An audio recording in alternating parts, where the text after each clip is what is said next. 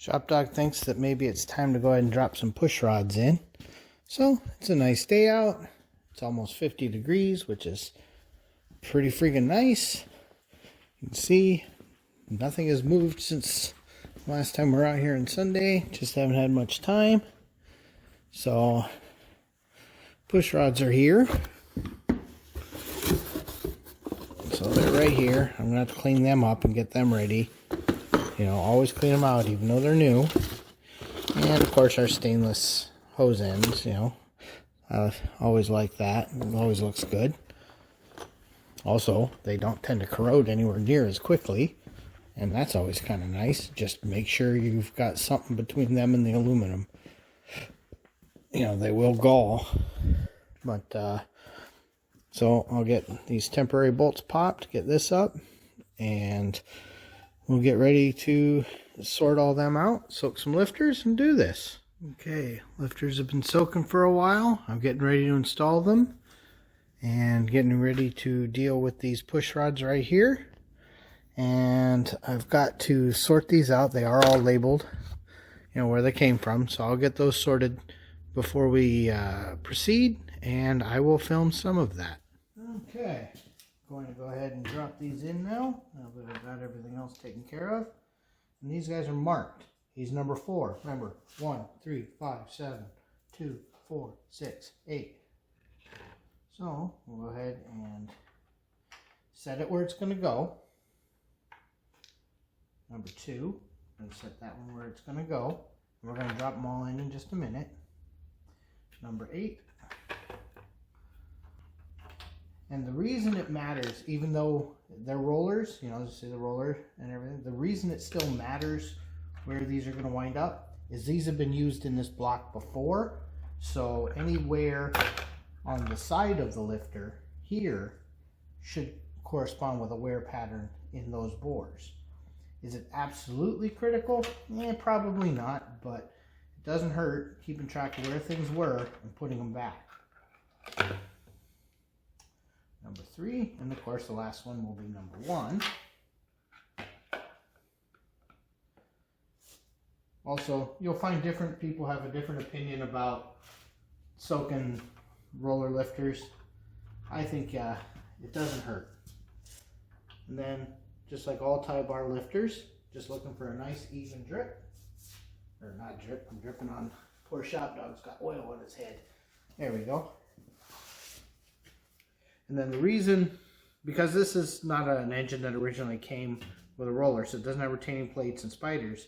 So what they do for retrofits is you get these little tie bars. So this keeps them from rotating because they're tied to the one next to them. And then you can see there's a little bit of room so that they can move independent of each other. Just keeps them from rotating because obviously if that turns, it's going to tear the cam to pieces. You really need the wheel to just ride the cam. So we'll just get them all dropped in. Make sure everybody's fitting in the bore easy. If you have to force anything, stop. Something needs cleaned, something needs machine work, something. You shouldn't have to force them. It's a very snug fit, but there is clearance. So they should just slide right down once you get them lined up just right. I have in the past had machine work done on blocks and then something needs resized, and there are tools that you kind of resize and reshape those with. We're going to knock this thing through a bunch of times. It's a real pain, but you got to do what you got to do. I'm going to wipe up some of this excess oil, which I'm also used to collect any lint or anything I see down here. That's one of the problems with taking our time building stuff, is more chance for contamination. So, and then what we will do with each one of those is, you know, we'll take our new Magnum rod, we'll put a little sticky goo on them, and that's going to help when these break in. Okay, and I'm going to go ahead and place all of those in before I put rockers on, but I do have the rockers sorted. Let me slowly move you over here. And previous builder had already marked all the rockers, so I know they're going to go back exactly where they were. So I will turn this back on in a minute because I would like to listen to some music. Something to note before I install them. With roller rockers, you know, see, you got this nice spinning trunnion. There is a down. See how that's concave? See how that side's flat? You want the flat side up. That's what. And I realize it's a roller. I always still put lube on the valve stem and on the push rod. So as that one goes in, this one happened to be marked as the exhaust for number 1. Let me grab a poly lock. So the poly lock would go on here, and I'll show a detailed actually lashing it in just a little bit.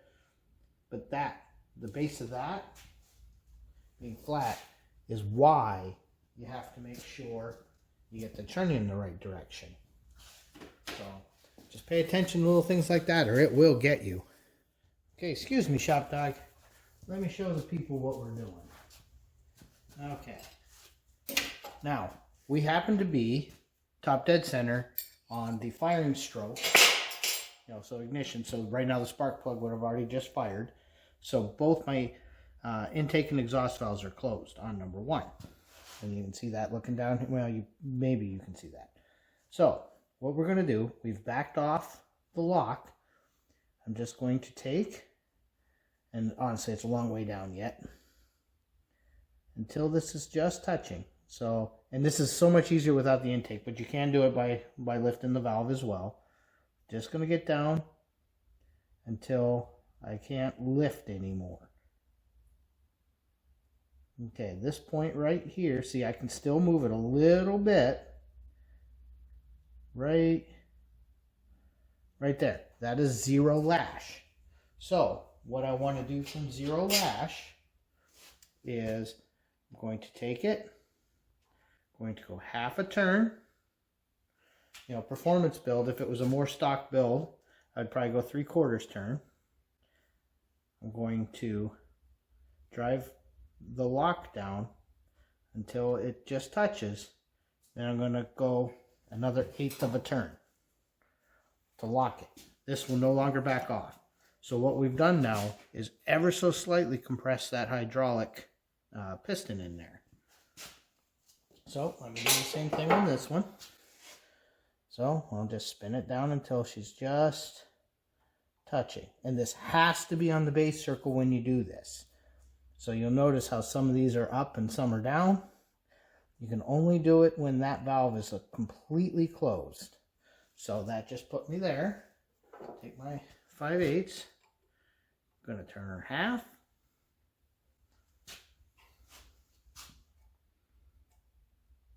Spin her down. And then kind of give it that little lock. So what that has just done is set the preload on both of these.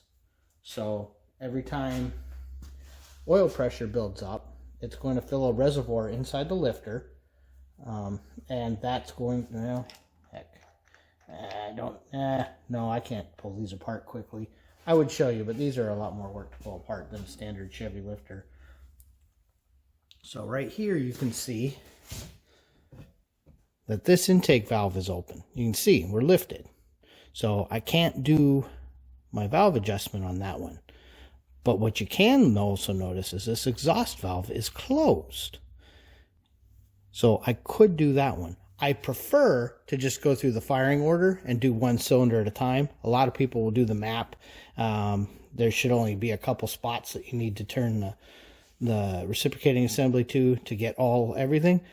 I'm so impatient, so as soon as I'm done with one, I'm going to take my Sharpie and mark that it's done.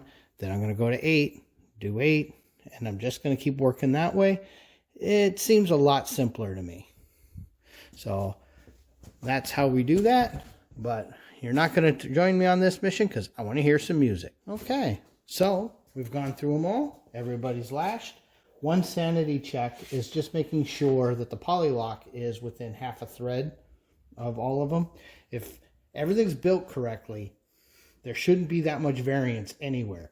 Our deck height should be the same, the lifters should be the same, the push rods should be the same, the rockers should be the same, the valve install height should better freaking be the same. All the springs, therefore, are all sitting at the same height. Everything should be the same as long as the actual studs are also all the same. These should be very, very close. And I'm definitely within, I'd say, a quarter thread, maybe even tighter. You know, you could almost run a ruler across them all. That tells me that I don't have any oddballs and nothing seems weird. We've gone through the rotation twice. And all we did when we were doing it is chase the firing order. And this damper is marked every 45. So every 45 degrees is your next firing cycle. So I would just turn to the next line, go to the next zoner, 18436572, same as always. Okay, ShopDog says never use China wall gaskets, always RTV them. And you really want to try to place this as close to accurate the first time as you possibly can, because you don't want to move that a bunch. And then I will be putting sealant on these, but let me get a couple started just so that nothing slides. So I'll come back and do those in just a moment. So each of these now, we get a bolt with some thread sealer, because they're either going into water or they're going into oil. There's not too many blind ones on this head. So just put a little thread sealant on it. I gotta go find that other tube. And you got a little bit of working time, but you know, don't dilly-dally. But get them all started with sealer on them. Don't tighten anything down until everybody's in. You will regret it if you do, just like anything mechanical. Make sure everything lines up before you tighten things down. And you know, doesn't take very long. Hopefully these bolts that came in this Summit kit are going to work out for us. There's a couple spots where I may have to use some header bolts just because I'm worried about getting the socket on them, you know, up by the thermostat crossover. But overall, I think we're doing okay here. So we will get these torqued to spec, and I will show you how this looks in a minute. He says, I'm done. So this is what we've got for now. So I didn't have a ton of time, but we got push rods in. We got them lashed.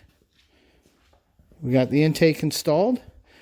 This is just sitting there. Don't worry about the clocking or anything. I was just blocking a hole. I just don't want stuff in the hole. Kind of like the rag. That rag isn't a factory rag. In fact, this is just sitting on a couple studs so it doesn't slide, just to block things off. So I'm going to throw the baggie back on top of it in just a second. And yeah, this weekend we will see about getting the water pump on it, maybe doing some test fitting on the pulleys. At some point we got to go clean up the power steering pump. That'll be fun because we're going to have to change that pulley, and those are never fun. Never, never, never. So that's where we're at for now.